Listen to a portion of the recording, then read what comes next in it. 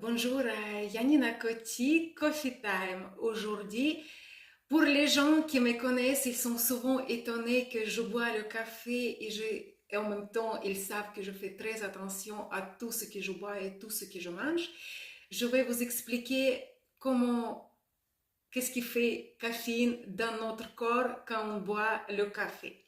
Alors, il y a les cellules qui ont besoin d'énergie.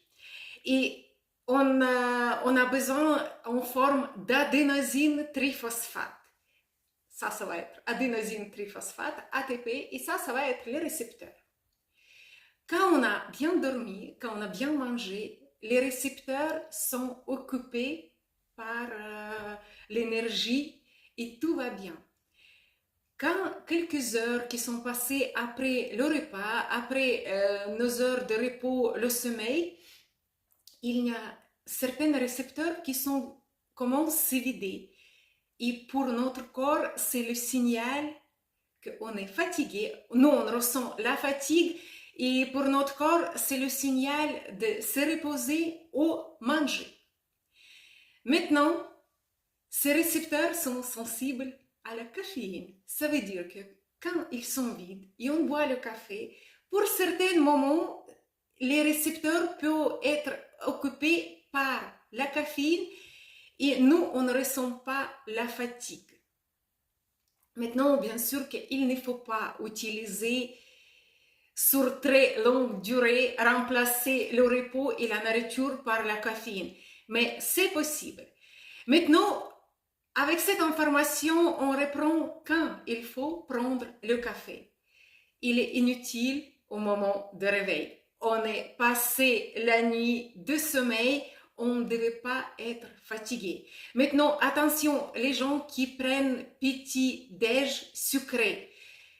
Pour se réveiller, notre corps a besoin de cortisol. Le sucre, il est antagoniste de cortisol.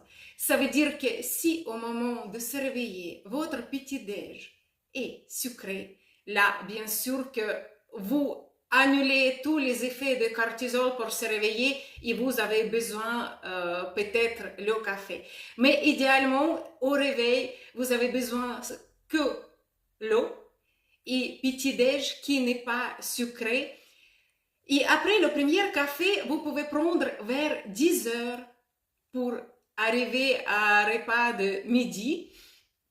À midi aussi, il est inutile de terminer son repas avec le café.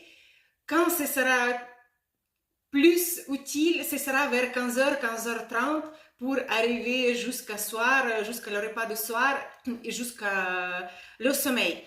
Voilà, je pense que c'est tout. Les doses, j'oubliais, pardon.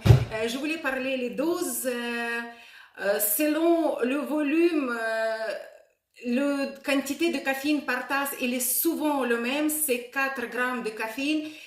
Les doses toxiques représentent en tasse par votre kilogramme de poids. Ça veut dire que la personne qui pèse 70 kg, pour avoir la dose toxique de caféine, il doit boire 70 tasses par jour. On est loin de là. Pourquoi il n'y a pas d'interdiction pour boire le café en quantité raisonnable?